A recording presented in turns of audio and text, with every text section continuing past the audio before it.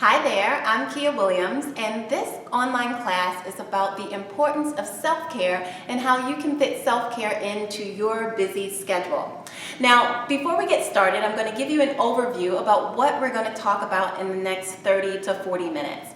So the first thing we're going to talk about is why self-care is so important to begin with and why every mother, woman, child absolutely needs to develop self-care habits. The second thing we're going to talk about are the three key components to any self-care routine. These are three things that everyone needs to have as a part of their self-care routine in order to be optimally healthy.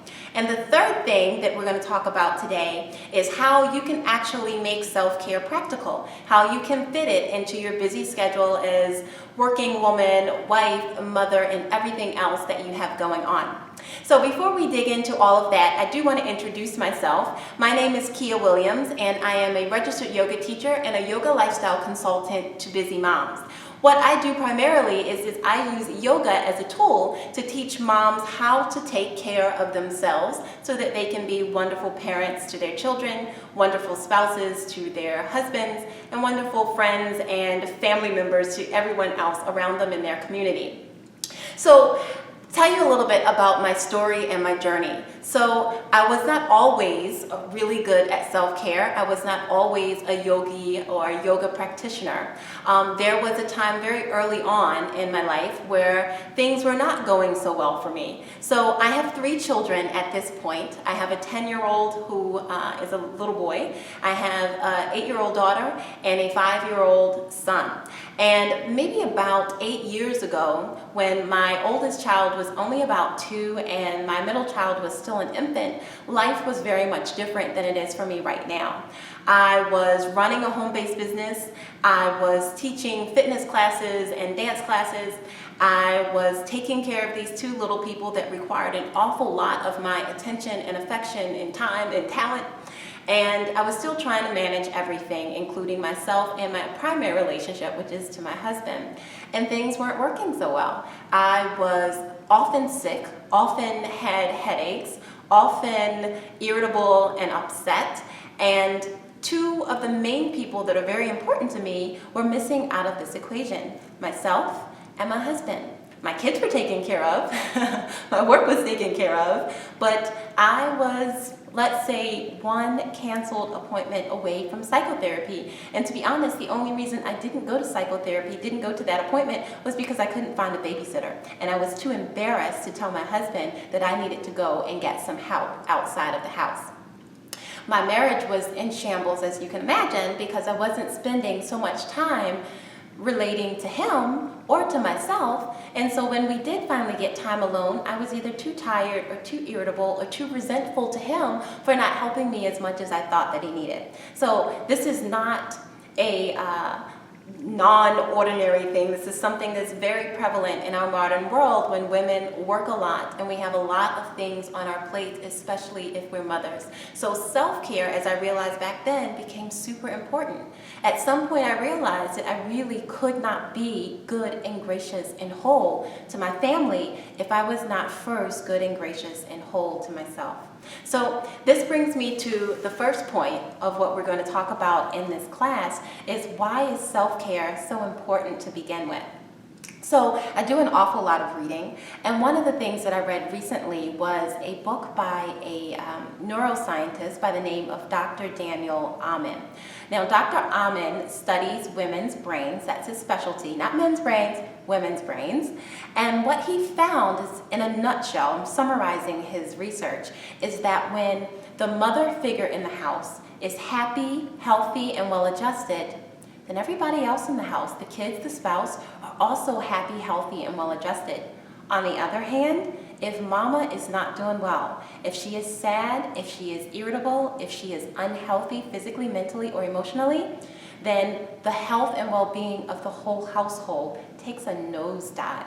So it is obviously very important for us to be healthy for our own sake so that we can have energy and we can be attentive to the people that we love most so that we can actually enjoy our life with ease and grace. But If we are caregivers to anyone else, be them children, pets, or elders, we cannot show up for them fully if we are not fully at our best. So this is why self-care is so super important. Now, there's some other interesting bits of statistics that have come my way recently. Actually, I looked them up. They didn't come my way. Nothing ever falls my way, but I looked them up very deliberately. And that's some research about stress. So stress is one of the most predominant ways, ailments, I should say, that affects modern Westerners, whether you live in the United States or you live in Canada or any other of the Western industrialized countries. As a matter of fact, in the United States, the American Psychological Association found that the majority of Americans, adults, are walking around with moderate stress every day. And not only are we stressed out, but they also found that the level of our stress also affects our children and anyone else around us. They know, children know when their moms or their parents are stressed out, and they react by becoming more stressed out themselves. So yet another reason why taking care of ourselves, i.e. not just taking care of our body, but taking care of our emotions and our stress, becomes super important. So remember I told you we were going to talk about 3 key components that you have to have as part of your self-care routine in order to be optimally healthy. And we're going to talk about those now, and I just kind of alluded to them when I talked about stress. So the first component is really obvious. We need to take care of our bodies. Yes? We look at our bodies in the mirror, most of us, every day. We wash our bodies, we clothe our bodies. Our bodies are a very prevalent thing that's in front of us. And so clearly we need to feed it well, we need to give it nutritious foods, we need to give it plenty of water, and we need to move our bodies so that it can stay limber and strong so that we can do all of the wonderful things that we need to do.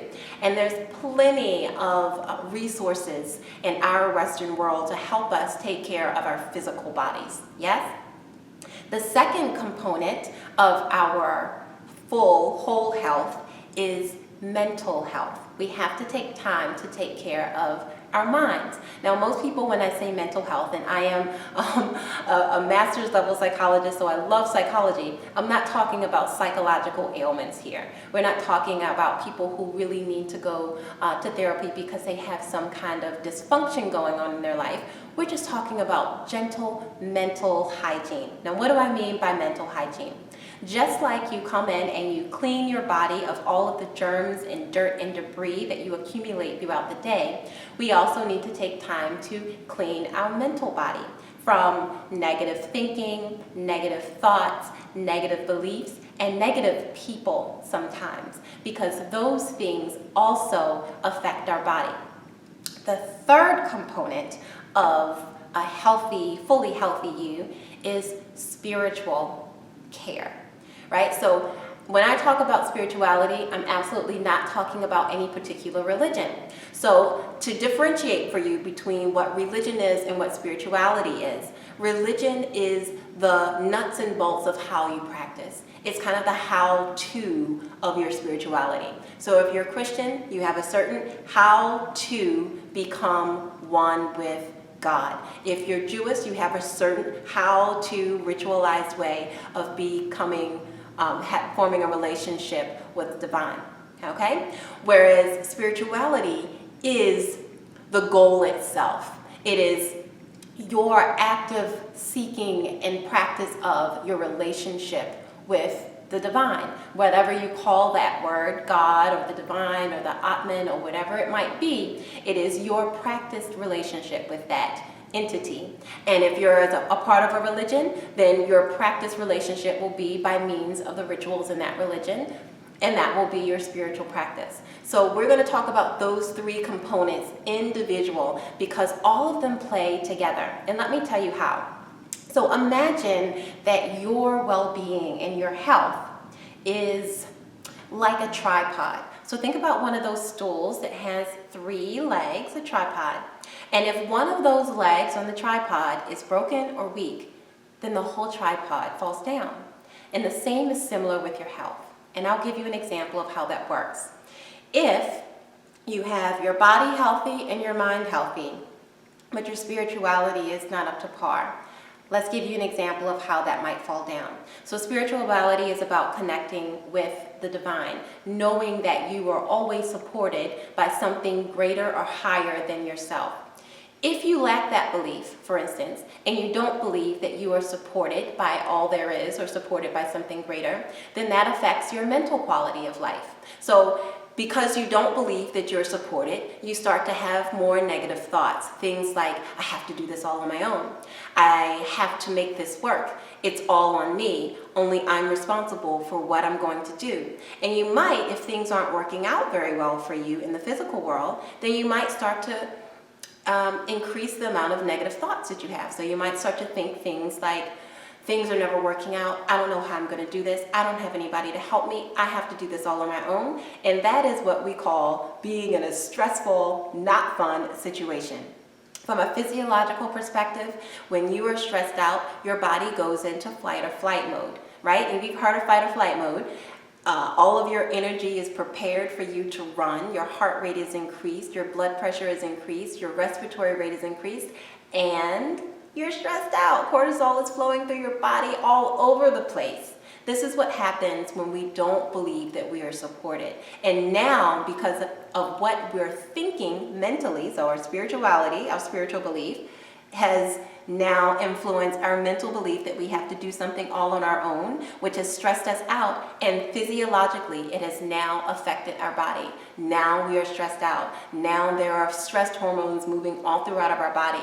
Now, any physician will tell you that to be in a constant or regular state of that kind of stress will deteriorate your body much more readily and much faster than any kind of aging will ever do. Stress literally ages us and makes us sick, okay? When our stress response is continually active because we're worried about how we're going to do things or what we're going to be able to get done, then we also end up decreasing our immunity. We get sick more often. All these things have so many negative effects on our body, and it all started with maybe a spiritual belief that led to a mental attitude that led to physiological stress.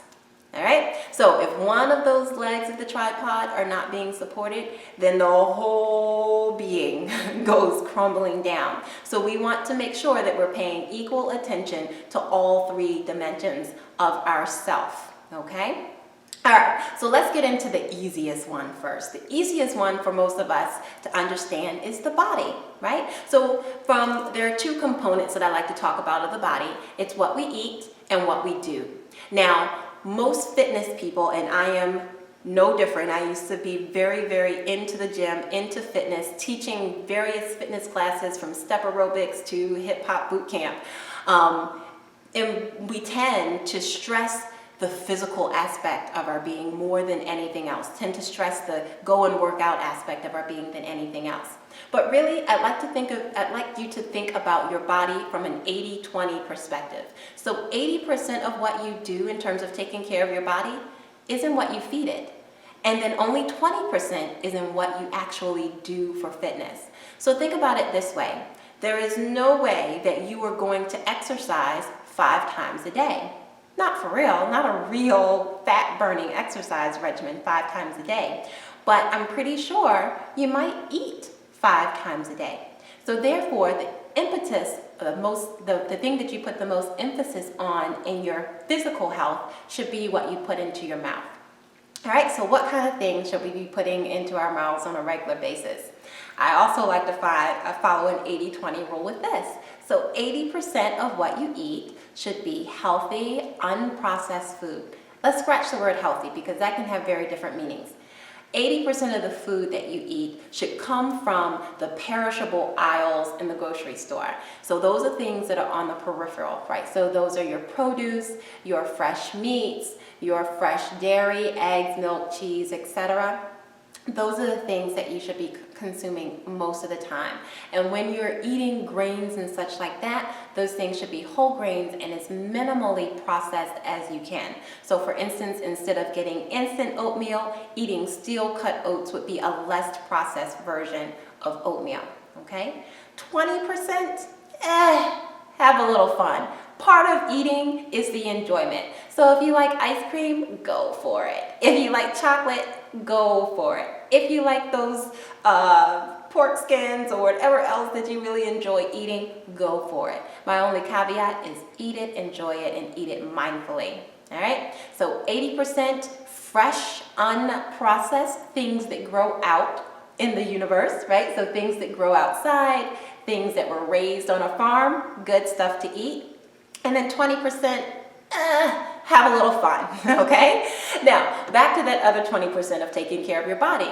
It would be your fitness, right? So lots of people like to think about fitness as being this thing you gotta go hard at the gym. And I'm here to tell you that it's not necessary for you to get maximum drippage and sweatage at the gym in order for you to be healthy. Okay? Now, if you're trying to lose weight, then you might want to work out a little bit harder than what you would do if you weren't trying to lose weight. But for maintenance mode, most of us in the US over-exercise. We work out an hour at a time at maximum capacity, and that's really not the most healthy and sustainable way to maintaining a healthy lifestyle. So getting in 30 to 60 minutes of moderate activity is more than enough to sustain you. And when I say moderate, I don't mean taking a spin class where you're dripping sweat by the end. What I mean by moderate is going outside and taking a walk that gets your heart rate up to about 80%, and that's about it. Or going in and taking a yoga class, which will stretch you, tone you, and even get your heart rate up, provided that you're doing a more strenuous kind of yoga practice, and that's more than sufficient, okay? So 80% diet, fresh foods mostly, and 20% exercise, right? And these are things that you would do 4 to 5 days a week for 30 to 60 minutes at a time, not necessarily dripping sweat, but feeling a little uncomfortable, okay? All right, so let's talk about the second component of our health, which is mental health. Again, we're not talking about psychotherapy unless that's something that you feel like you need, but we're talking about maintaining a level of positivity and hopefulness, okay? So instead of thinking things like, oh, I can never get anything right, I can never do this, we want to think more positive things like, of course, I might not know how to do this right now, but I'm fully capable of learning because we are. And there are several things that we can do to take care of our minds. So, number one, we can start a practice of journaling. Now, I have been keeping a journal for the past 23 years on a regular basis. I have volumes and volumes of them on my bookshelf. I wish I could show you right now. And that's just one way that really research psychologists have found that we're able to let go of some of the mental and emotional stressors that come our way. We're able to vent to our journals without burdening someone else, like a good girlfriend, which are all very necessary, but we don't have to continuously burden our friends and family or our close companions with what we're going through. We can hash it out in our journals and get some clarity. And the really cool thing about using a journal is that you can go back a couple months from now or a year from now and see just how far you've come. It's a really interesting thing to see that. One of the other things that I love to do for my mental health are mantras or affirmations. So Louise Hay is a wonderful kind of spiritual guru. I hate to use that word guru, but spiritual teacher. And she actually has a radio channel called Hay House Radio. And many of the authors that write under Hay House Radio or Hay House Productions are kind of self-help and mental health, mental improvement type authors. And she has a wonderful resource there. Her radio station is on the internet, so you could just go to hayhouse.com and listen in anytime you want to. But she talks a lot about affirmations for health. And so one of the things that she talks about is getting in front of the mirror, and this is one of the things that I do every morning, looking yourself in the mirror, looking in your own eyes and saying, I love you. You are so beautiful. You are so perfect, just the way you are. Now, when we talk about saying things like affirmations and mantras, in yoga we call them mantras, but they're the same thing as affirmation. What we're trying to do is work on our subconscious mind. Our surface mind or our conscious mind might be thinking things like, I can't stand you, girl, or I don't love you right now, and you're not so perfect. But by repeating an affirmation, repeating a mantra daily, several times a day, our subconscious starts to go, maybe you are lovely. Maybe you are lovable. Maybe you are. And you know what happens? We start to act in accordance to our new belief. Let me say that again. We start to act in accordance to our new belief. And our new belief, because we deliberately put it there, is I love you. You're beautiful. You're already perfect, just the way you are. That's a really good one. Write it on a Post-it note. I love you. You're beautiful. You're already perfect, just the way you are. Write that on a Post-it note. Post it everywhere in your house. Post it on your car steering wheel, and say it to yourself in the mirror every single morning and every single night. Affirmations are really, really powerful.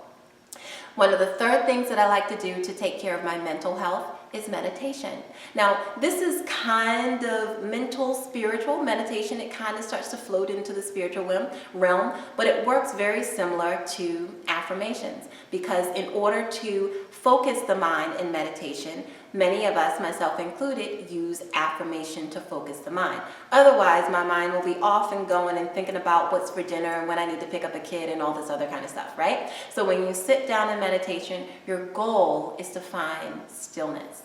And when you're able to find stillness, you get to be in touch with the very calm and gentle and peaceful part of yourself, which is who you are at your center. You are already a calm and peaceful and joyful person, joyful being, but you're that at your center. It's just that sometimes we have a bunch of malarkey that comes over top of it that make us not believe that that is the truth.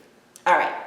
So the three things that you can do to work on or to kind of keep your mental health in check: journaling, mantras or affirmations, and meditation. All right. Now let's move on to that third aspect of our being, which is spirituality.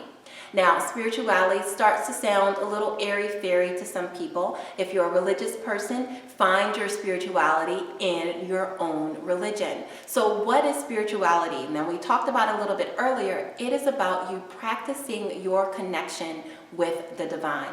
Now, some people believe that the divine lived within. Some people believe that the divine lived in heaven. It doesn't matter what the belief is. It's your practice of connecting with that higher entity, that all-knowing, powerful entity. So if you're religious, then this is going to kind of look like you going to your religious services on a regular basis. It's going to look like you reading your holy books on a regular basis, whatever that holy book might be. It's going to look like you, if you're Catholic, for instance, doing your rosaries or doing whatever rituals that are part of your religion. If you're not a religious person and you're just kind of making this stuff up on your own, finding some kind of practice will be really helpful to you. So if you've already practiced yoga, for instance, yoga is a practice of binding or having a relationship with your high self or the divine entity, whatever you might call it. So yoga practices are a wonderful way, and I don't mean just what you do on your mat, I mean the meditation, the mantra, and some of the other practices within yoga. And if you want more information on that, feel free to visit my website, and I'll be happy to talk to you about all things yoga. But here are examples of some spiritual practice that if you're not within a religion that you can do. Prayer, in whatever way you like to pray. So I think of prayer as you talking to the divine. It doesn't always have to be a petition, right? So we talk about prayers that are petitions. God, please help me with such and such. Or it can be a prayer of gratitude. That is a wonderful spiritual practice, to wake up every morning and just say thank you for all of the wonderful things that are in your life. All right. It could be a contemplative prayer, which is one of the more subtle prayers of the Catholic tradition. And in yoga speak, we call it meditation. That's also prayer. That's a listening. It's a deep being with experience. So you're not asking for nothing, you're just sitting in the presence. So prayer is one spiritual practice that is wonderful. Another spiritual practice, like you said, is meditation. Okay? Another spiritual practice that is really good is service. So one of the things that some people might say is that in order for you to feel gracious and grateful throughout your life is to give to other people. So if you go and volunteer, if you go to your spiritual community and you give back to that community in some way, whether you join the choir, whether you join a committee, whether you volunteer in some other kind of way, that's service. And service, sacred service in that way, is a wonderful way to connect with yourself and to connect with other people, right? So there's three things: prayer, meditation, and service are really good ways to keep up a healthy spiritual life. Now, so those are the three components that we're going to talk about, that we've already talked about, and I hope that they kind of give you some ideas. I want to encourage you to think about those three components of your life and what you can do starting now to help improve each of those areas. So here's a little bit of homework for you.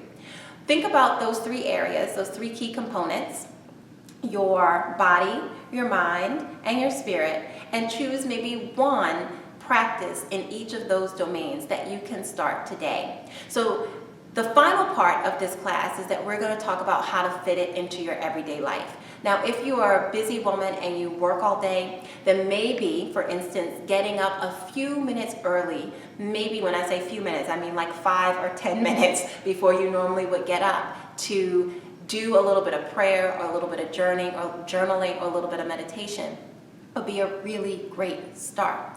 Using a portion of your lunch break to fit in a mental or spiritual practice is a really great start. Or, of course, after you come home from work, fitting that in right after you come home from work is a really great start. Now, another way to fit in some of your spiritual and physical practices are to include it in your everyday life. So most people don't think of mundane things as ways to take care of themselves, but they really can be, depending on what attitude you bring to it. So for instance, if you're a busy woman and you come home and you have to cook dinner, nobody said that cooking dinner had to be just this task you do that you really don't like doing. You can turn preparing dinner into a practice. It could be a lovely spiritual practice or mental practice, enjoying the process of cooking the food and getting your hands in it and making a really sensual experience of joy and pleasure, and that is a spiritual practice. If you have children and you want to fit in a little more physical activity, go do something with them. Maybe go outside and play catch with them after work, or play dodgeball, which is one of my favorite things to play with my kids, or do yoga poses with your kids. They, especially depending on how old they are, young kids really geek out about their moms doing yoga, let me tell you. So those are the kind of things that you can do to increase your physical activity and increase your mental and spiritual practices without you even having to add more time into your already packed schedule. Just take what you already have and make it a more mindful experience, a more purposeful experience. Even something as mundane as cleaning the house can be a physical activity that really improves your physical health. So as opposed to, for instance, scrubbing the floor with a mop or mopping the floor, you can make that into much more of a workout by getting down with the bucket on your hands and knees and scrubbing the floor. Not only will your floor and your baseboards be cleaner, but you'll be healthier for it. Okay, so there's lots of little things. Parking further away from the entrance to wherever you're going so that you can get a little more exercise. Taking the stairs instead of taking the escalator or the elevator. These are all small things that already fit into the context of a busy life without adding more to it. All right, so I hope that you've gotten some good information about why it's important to have these self-care practices, what components need to be a part of it, and how to fit it into your everyday life. If you want more information about how to specifically use yoga as a tool to help you juggle your life, and if you have children, your children, without burning yourself out and stressing yourself out, I'd invite you to stop by my website at nourishedmotherhood.com. Pay me a visit, check out the information on the blog there, maybe even sign up for free yoga every Wednesday so that you can get your body moving and also use your yoga as a nice mental and spiritual practice as well. I had a great time talking to you today, and I hope you enjoyed it, and hopefully I'll see you around the Nourished Motherhood website. Take care.